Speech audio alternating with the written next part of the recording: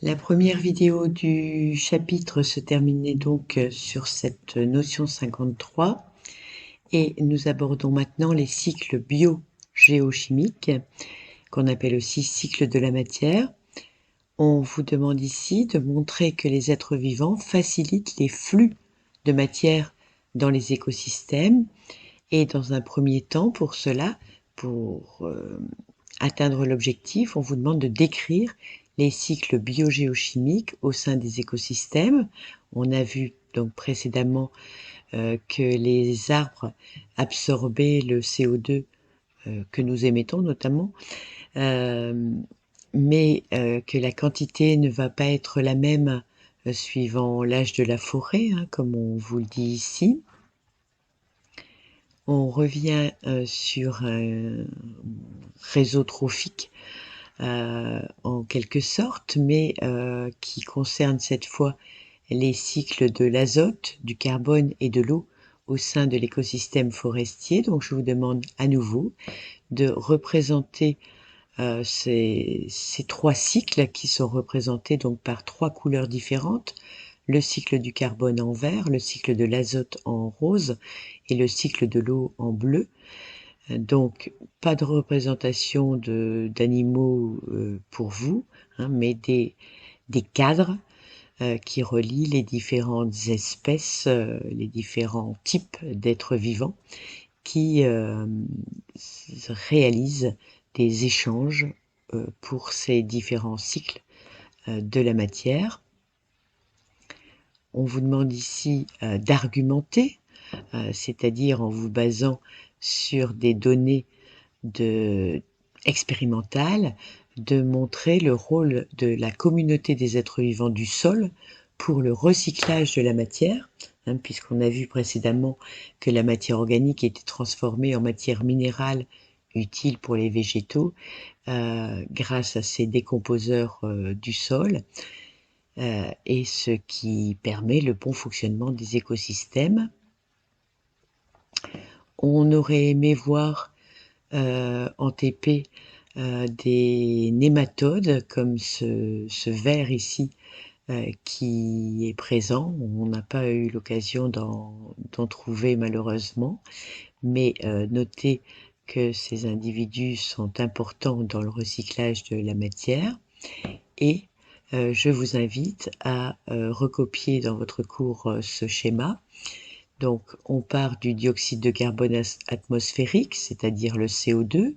Si il s'agit d'un écosystème qui est dans l'eau, ce sera du dioxyde de carbone qui est dissous sous forme d'ion HCO3-. Grâce à la photosynthèse, il y a fixation et réduction du carbone minéral en carbone organique. Le carbone organique a pour formule générale CnH2O n fois. Si on prend le composé le plus simple, qui est le glucose, c'est C6H12, puisque 2 fois 6, O6, c'est celui que vous connaissez, mais il y en a d'autres plus complexes. Et puis ce carbone organique va, grâce à la respiration, que vous connaissez déjà, et la fermentation que vous avez seulement évoquée en seconde, être oxydé pour reproduire du CO2. Ce qui amène à la notion 54, hein, les êtres vivants génèrent ou facilitent des flux de matière, flux d'eau, flux de carbone, flux d'azote, etc., qui entrent, c'est l'absorption racinaire, c'est la photosynthèse, c'est la respiration, circulent au sein des réseaux trophiques et sortent, soit par évapotranspiration au niveau des plantes ou par l'érosion au niveau des roches. D'autre part, la notion 55 nous conclut qu'une partie de la matière est recyclée, notamment grâce au sol et à ses êtres vivants. L'effet des écosystèmes dans les cycles biogéochimiques ainsi constitués se mesure par des bilans entrée-sortie de matière. On arrive maintenant au dernier point de ce grand 1, la dynamique des écosystèmes. Vous avez ici une forêt avant un incendie, puis à T0, c'est-à-dire juste après qu'on ait éteint le feu, Et puis, progressivement, la reprise de la végétation jusqu'à une photographie 2 ans après l'incendie.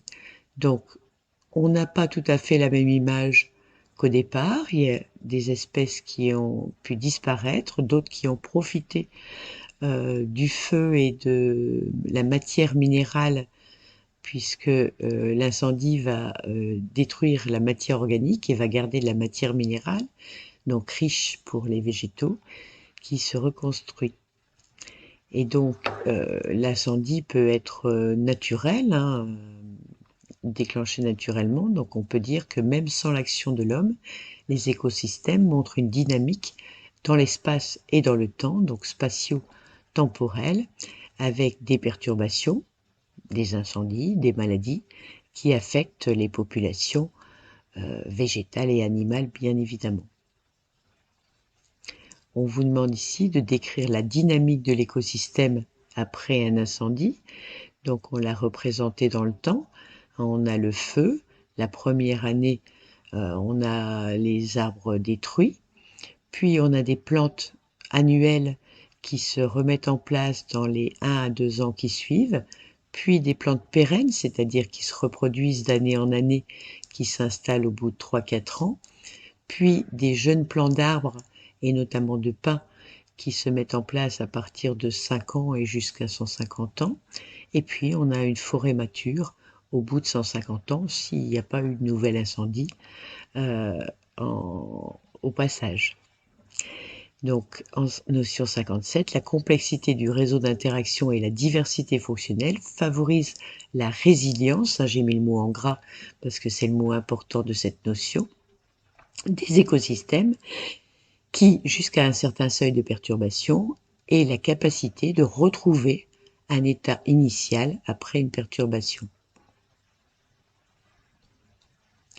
Ici, nous avons un graphique qui nous montre les effets de la biodiversité sur la stabilité et la résistance d'un écosystème à une perturbation, donc sa résilience.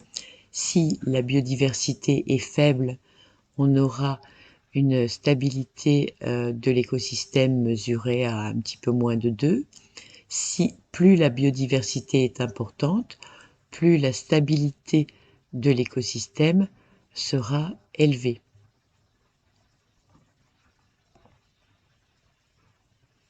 Vous avez ici 2 photos qui ont été prises à quelques centaines de mètres l'une de l'autre, qui montrent l'effet du surpâturage dans les années 50. Et ici dans le haut, qui a entraîné une désertification, une augmentation de la salinité du sol. Toutes les zones qu'on voit blanches sont des zones où on a énormément de sel. Changement de la végétation, l'écosystème originel n'a pas pu résister à la perturbation et a dépassé sa capacité de résilience. Du coup, le changement est irréversible, ça ne peut plus revenir en arrière et se traduit par un appauvrissement de la biodiversité de l'écosystème. On voit clairement que là, on avait différents types de végétaux, avec des couleurs différentes, des hauteurs différentes. Et ici, on n'a plus que quelques rares végétaux très rares. Donc un écosystème se caractérise donc par un équilibre dynamique susceptible d'être bousculé par des facteurs internes et externes. On a ici une schématisation qui montre un espace d'exploitation sécuritaire avec une diversité biologique. Si on prend des mesures pour accroître la résistance et qu'on passe ici à un seuil critique, on arrive à un état modifié avec moins de diversité biologique et moins de services fournis par les écosystèmes, d'où une dégradation du bien-être humain. C'est le cas quand il y a une perturbation trop forte.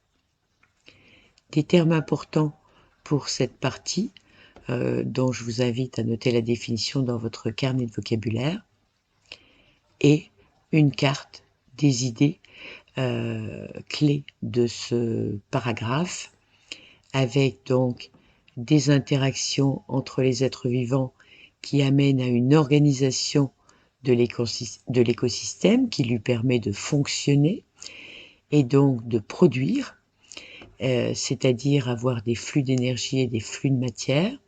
Si ce fonctionnement est perturbé, l'écosystème est perturbé, mais il y a des phénomènes de résilience qui lui permettent de revenir à l'état de départ si ça n'est pas trop important, et grâce à l'organisation de l'écosystème.